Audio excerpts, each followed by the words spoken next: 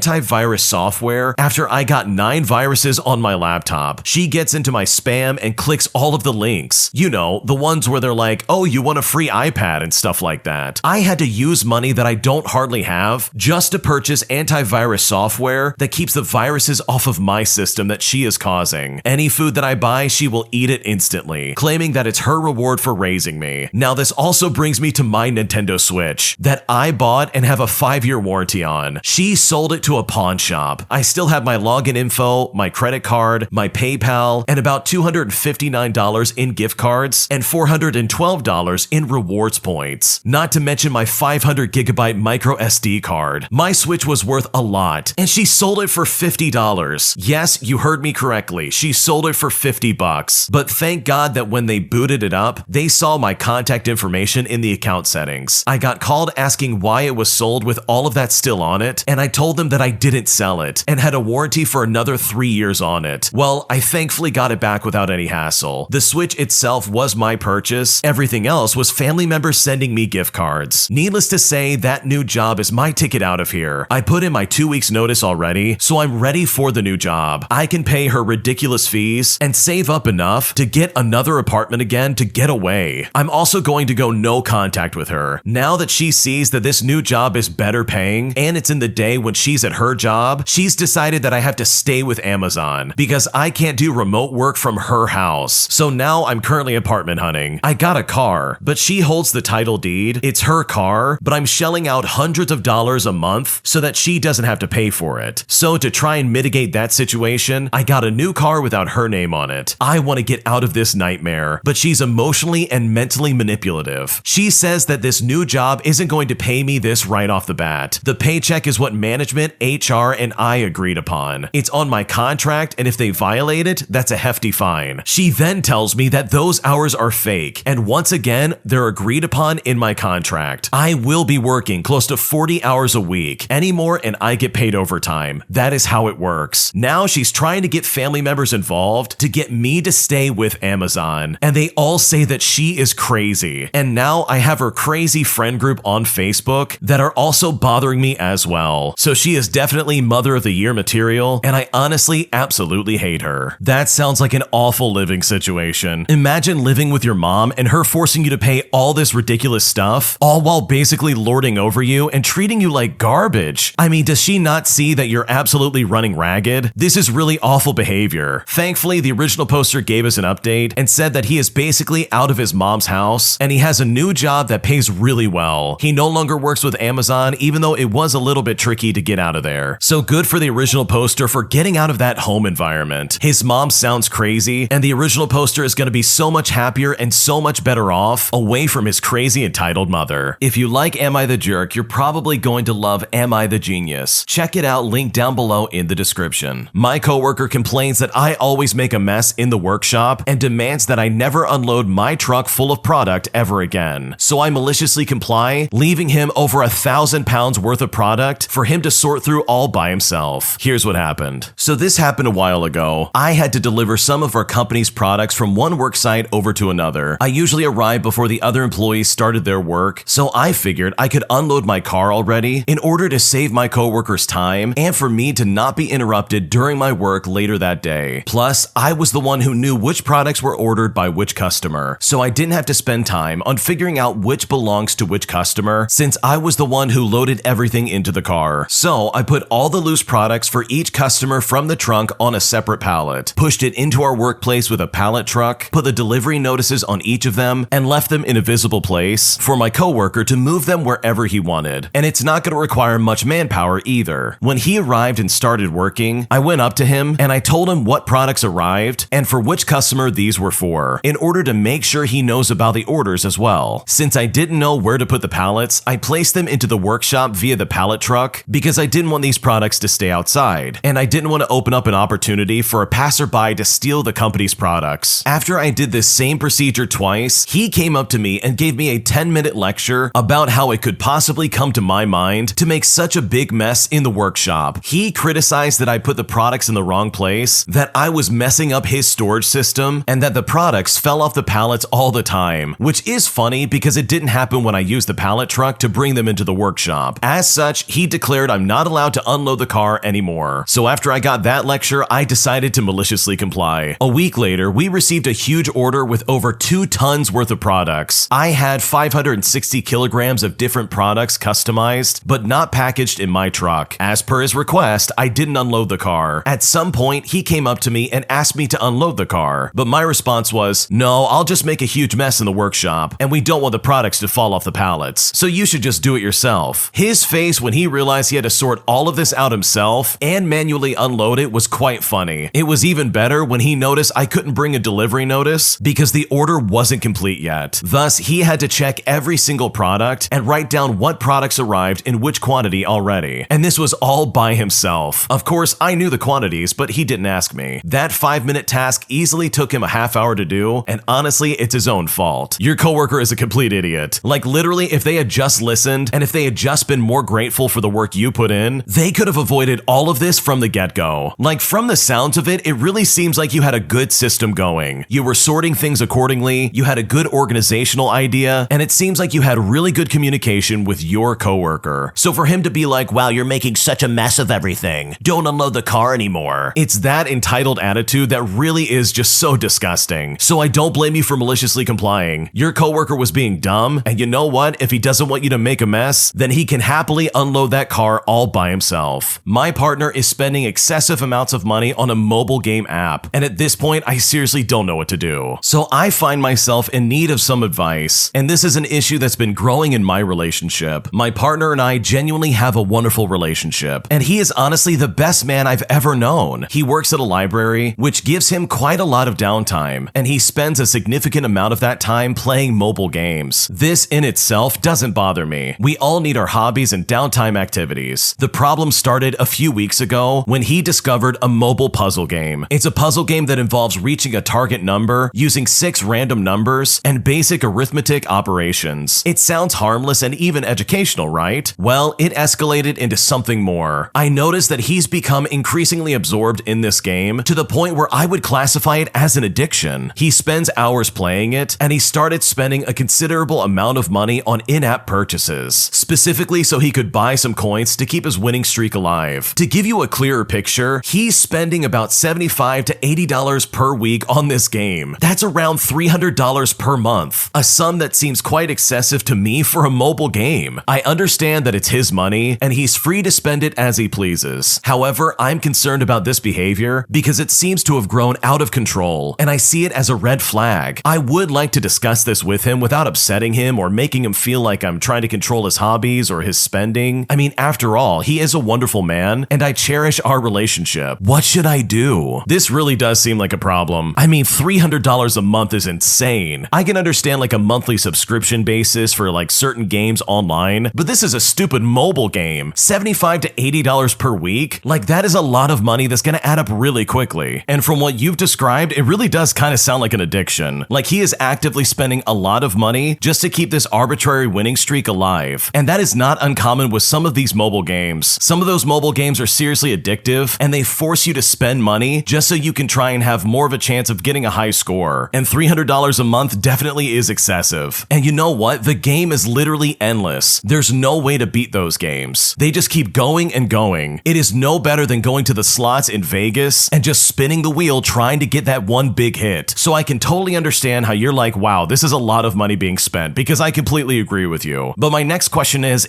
this affecting you or your relationship in the slightest? Like, is this affecting your ability to buy food or pay for bills or make rent or anything like that? If the answer is no, and this isn't affecting your quality of life, then more or less it is kind of harmless. Like personally, I think it's a huge waste of time, and it sounds like you agree with that as well. But if this isn't dipping into anybody's like funds or their ability to make rent or anything like that, then this might just be something that he does that he really enjoys. Maybe this is just fun money that he spends on whatever he wants, and $300 a month is like nothing to him, which really is kind of baffling to me. But you know what? People spend money on all kinds of things. Maybe this just happens to be the one hobby that he really enjoys. I think whichever way you look at this, you really just need to have a conversation with him. I think expressing your worry and being like, hey, this is really concerning, and I just don't think this is healthy, or at least expressing that in some kind of way so he knows where you're coming from, might be a good thing for the both of you. And hopefully he can understand where you're coming from when it comes to spending that much money. An entitled old man insults me at my hardware store job, and I'm honestly really really upset about it and I don't know what to do. So I currently work at a hardware store where one of my duties is helping customers load their items into their car. So far, most of the customers I've dealt with have been delightful and pleasant. However, a few weeks ago, I met a gentleman who might just be the most arrogant person I've ever met. I was called upon to load some mulch into the car of an older looking gentleman. He had already bought his mulch and just needed someone to load it into his car for him. So I did just that. Him and I went to his car and started to load the mulch in. After the third bag, he said something that nearly stopped me in my tracks. I bet all this loading makes you want to go to trade school. There have been very few moments in my life where I was absolutely speechless, but that moment made me speechless. There was so much wrong with that statement. For starters, who in the world insults someone who is helping them? Talk about biting the hand that feeds them. Secondly, how does he know that I'm not going to trade school and I am now just working at this store as a part-time job for some cash? I mean, I'm not actually doing that, but the way he's talking is incredibly ignorant. I'm also not dissing trade school by any stretch, but what's wrong with just working a job to make some kind of cash? Nothing's wrong with that. In fact, it's good to work for your money, which is what I was doing. But the worst part was, as he said it, he had the biggest and most sincere smile on his face, as if he legit didn't see anything wrong with what he just said. But he kept talking. He talked about how he was retired and how he used to be super successful, but that you have to work hard at it. Is he seriously talking about hard work to someone who is loading 12 bags of mulch into his car in a 75-degree heat? All the while, he still had that stupid smile on his face, as if he thought he was helping me instead of flipping me the proverbial finger. I will admit that the situation itself made me way angrier than it should have. That is one of the few times in my life that I have felt genuinely insulted. How dare this man assume that just because I work at a hardware store, I am somehow less than him? I told my parents about this and they agree that what he said was ignorant and arrogant. To my fellow retail workers, don't let anyone break your spirit just because you work in retail. It's hard work, but someone has to do it. You are worth it, and you are good at your job, or else your managers wouldn't be keeping you on. And to customers who treat employees well, I say thank you. You have no idea how much you're helping us. Saying thank you to an employee may seem like a small gesture, but for that employee, it might be the only thank you they get all day. Honestly, there's kind of two sides of this. I can see where the original poster's coming from, where they are pretty annoyed by what this guy was saying. Like, honestly, if I was loading stuff into someone's car in that kind of heat in the middle of the day and they were just jabbering on trying to make some kind of weird point nobody asked them to make, I would probably get upset as well. So don't get me wrong, I really do think that was a really rude comment to make. But there's also a possibility that this is really innocent and maybe the old guy just didn't realize he was being incredibly rude. Like I said, don't get me wrong, what he said was very rude, but I think he might have had better intentions than you might think. Like maybe he was coming from a place where he genuinely was trying to help out. And it certainly doesn't excuse the way he was acting, but there's always a possibility that maybe it wasn't nearly as nefarious as you think. But regardless, the original poster has it right. Retail work is not easy and someone absolutely has to do it. So I would not be shaken up by these kind of comments. He is probably so far removed from the workforce nowadays, he clearly has no idea what he's talking about. So if I was in your shoes, I would just keep doing a good job and trying to make a living just like anybody else. My boyfriend of 7 years cheated on me and says that he can't be with me anymore and is refusing to make things work or try to work anything out. And at this point, I seriously don't know what to do. So I've been with my boyfriend for 7 years and we have had our ups and our downs, but we had no inklings this would happen to me as we have been so happy recently. He is close with my whole family and I am close with his. We have a holiday booked next month and plans booked in advance. We have 7 years of memories and a future to come, and I am so broken over this. He went on a golf trip with his friends and told me the hotel was empty and no one was there and that he was playing pool. He was sporadically texting me and a few hours later, he stopped replying and in the morning said that his phone was dead. Well, it turns out he met a 31-year-old woman somehow within the 30 minutes of the recent and last text message to me, had also gotten her number and was asking for her room number and saying to come to her room. I found these text messages on his phone. He spent some quality time with her that evening, as well as once more in the morning when he was clearly sober. So it was a choice and not a mistake. I kicked him out this Sunday at 11 p.m. after finding the text messages, and he didn't message me since. So on Tuesday, I had to get closure. So we met up, but he just kept saying that he can't be with me simply because of what he's doing and isn't even trying to fix it. He didn't even have much to say to me as I was bawling my eyes out. He has taken everything from me. The friend he was with also also did the same and is groveling for his girlfriend and feeling absolutely awful. Why would someone switch their emotions after 7 years just to hurt someone that they loved and not even bother to try and fix it? Even if he knows I wouldn't forgive him, why isn't he trying? He's telling everyone that he's sad, but he won't ever take me back. He's not even giving me the time of day to make my own decision. What should I do? Honestly, this is really awful, and it really does seem kind of premeditated. Like, who in their right mind after 7 years of being in a relationship would suddenly just drop everything that they're doing and being like, all right, sorry, I'm cheating on you. It's time for me to move on, and no, I don't want to try and fix it. Like, this guy seriously is a scumbag for doing that. And he blatantly just cheated on you. He went and did his own thing and said, you know what? I'm not going to feel bad about this. Like, that's really disgusting in my opinion. And it really is awful that you found out the way that you did. You clearly thought that you had something special with this guy and that you had some kind of future to account for. But he literally threw that out the window. You didn't. You didn't do anything wrong. You actually went to him and said, hey, let's try and make this work. Like, what is going on here? But he was the one that decided to cut things loose and not give anything a chance. So that kind of leads me to believe that he was planning on doing this anyways. This was something he clearly had on his mind, and you were just unfortunately collateral damage. That is so unfair, it's not even funny. His cheating literally has nothing to do with you. It is just a reflection of how awful of a person he is. And also, it wouldn't be a bad idea to try and get the record straight. This guy cheated on you, not the other way around, not any other type of situation. It was something that he did to you. Because you can bet from the sounds of what this guy is, he would probably try to spin this in such a way to make it seem like you're the one at fault, or to make it seem like you're the reason this is a breakup. But that's not true at all. I mean, 7 years is such a long time. How could he just throw it all away in one fell swoop? So honestly, I'm so sorry that you're dealing with this. It really is awful, but you know what? At least you know the kind of person he is. And now you know this is someone you absolutely do not want to be with. My entitled mother demands that I hand over my inheritance, claiming that my sister deserves it a lot more simply because she's going to college. And I'm honestly unsurprised by her entitled demeanor, and I'm seriously so done with her. Here's what happened. So first, I want to start with some backstory. My parents had divorced when I was 10 years old, and I'm now 20 years old. And this all happened because my dad found out she was cheating when she told him my brother and sister, who were 7 and 8 at the time, weren't his. When asked for her reason to cheat, she said that she found a man who was able to give her the high life, unlike my dad, who is a farmer just trying to do his best to maintain a family while managing my grandfather's farm. When discussing custody over me in court, my mom said she wanted nothing to do with me and left my dad with full custody while she took my brother and sister with her, and then married her side piece a month after everything was finalized. Of course, with the rise of social media, she only includes me in family photos to make herself look good, even though she tosses me to the side afterwards. I don't even have a relationship with my siblings because they look down on me for really petty reasons. So anyways, it was about 7:30 in the morning, and I was having a jam session when my dad came out to the feedlot to tell me someone was here to see me. I asked him who it was, but I didn't need him to answer me once I saw the angry look on his face as he throws a cigarette that he failed to light. I hop off the tractor and go walking around the farmyard until I spotted a brand new Porsche with my mother sitting in the driver's seat. To properly describe what she looks like, imagine someone did an awful job doing a James Charles or Jeffree Star heavy makeup routine all at the same time. She has a Karen haircut with the blondest of highlights and a spray tan that would make Donald Trump look pale. I often wonder if she'll ever do a face reveal just so the world could see the hunk of Swiss cheese under all of that makeup. I walk up to her car and very politely say hello before she wrinkles her nose and looks at me in disgust. Don't you have anything better to wear besides those filthy rags? And take that wad of chewing tobacco out of your mouth. Honestly, I'm embarrassed that you're my son looking like that. I respond to her by saying, these are my work clothes, and I was working. I just put this chew in and it's not even kicked in yet. Besides, what do you want? She looks me up and down with a disgusted look again before taking a deep breath before speaking. I need to ask you a favor. In fact, it's rather important. The only thought going through my head was, well, she's a part of a cult and she needs a blood sacrifice at tonight's meeting. I ask her what it is, and she says to me, see, your sister is going to be graduating this year, and I think it would only be fair that you gave her the money your grandfather left you, since you obviously don't need it. I now know exactly what she's after. My grandfather put aside $25,000 for each grandchild that once they turn 18, they can use to go to college, buy a car, whatever they want. The only catch was that you needed to either graduate high school school or obtain a GED. Now, why would she be wanting this money, you might be asking? Well, I'll tell ya. She had asked my grandpa after the divorce that not only should her kids, my brother and sister, still get the money, but also he needed to beef it up a few grand. My grandpa, out of spite, took the money originally meant for them and put it all in mine, and told her that only his actual grandkids get the money. A few years later, when he passed away, my dad had added some of his inheritance into it, so when I graduated, I actually ended up with $93,000. I have since spent about $27,000 of it on a tractor and put the rest into my savings, where I add onto it every paycheck. I look at her and I say, why would I give you any of my money? My sister doesn't even speak to me anymore. My entitled mother then says, because it would only be fair since your grandfather denied her that money that she deserves, and she's actually going to be attending college unlike you. Plus, as her big brother, you need to be responsible. I respond back and I say, that money was left to me for me to use as I wish. Besides, if she wants it, she needs to ask me herself instead of you telling me what to do. She doesn't need to ask you. In fact, I shouldn't even be asking you either. But since your grandfather was such a jerk and you weren't caring enough to hand it over before, well, here I am. And when she said that, I was seriously amazed. I responded back by saying, aren't you guys paying for her college? Why would I have to give her any money as well? She goes on to explain that they're paying for the tuition and housing, but she'll need spending money, while also stating that she shouldn't have to work a low-level job just to have money for fun. But that's when I said, well, why don't you just give her spending money? But apparently my entitled mother couldn't do that because she was already spending a lot on college because she called it expensive. She then asked me, won't you just do this for her? I respond by saying, no, I won't. And since when has something been too expensive for you? Just make your side piece work harder like you did in the past when you wanted something big and flashy. My entitled mother then said, how dare you speak to me like that? I'm your mother and you should be grateful I gave birth to you. Even just a little bit will help. But when she said that just a little bit will help, an awesome idea came to my mind. I then falsely apologized to her and said that she was right. I should give her something. I then told her I'm going to run back to my truck and grab my checkbook, and off I went. Once I was at my truck, I proceeded to dig through the cup holders for pennies, since every little bit helps, right? Once I've gathered about 20 or so pennies, I walk back, tell her to hold out her hand, and I drop pennies in them with a smile. She looks at me and says, what is this? I respond by saying, you said a little bit could help a lot, didn't you? So I thought you could have just that. My entitled mother then said, this isn't what I meant. A few thousand is more of what I had in mind. She then throws the pennies back at me in a rage as she started to blare her horn, screaming at the top of her lungs that I give her what she asked for. Honestly, where's a Pokeball when you need one? Because this one needs to be trained professionally on how to act. I'm just standing there watching her go on like this as she's demanding money and calling me everything under the sun when she finally goes quiet as I hear my dad yell out from somewhere in the distance. He screams and tells her to shut up. Taking this moment, I look back at her and I say to her,